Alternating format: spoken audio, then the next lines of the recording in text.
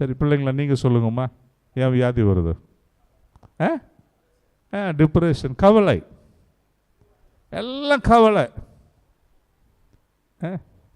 என்ன பண்ணுறது? காலையில் எழுந்து என்ன சமைக்கிறதுன்னு ஒரு கவலை. சிலருக்கு சமைச்சு வச்சிருப்பாங்க, சாப்பிட்றதுல ஒரு கவலை, சோம்பேறி தானம்.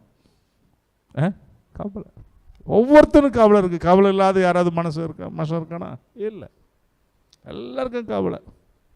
வசனம் சொல்லுது, நீங்கள் நானும் கவலைப்படக்கூடாது, கர்த்தர் மேலே பாரத்தை வைத்து விடணும். கவலைப்படுறதுனால யாரும் எதையும் செய்து விட முடியும். ஒரு முழத்தை கூட கூட்ட முடியாதான்.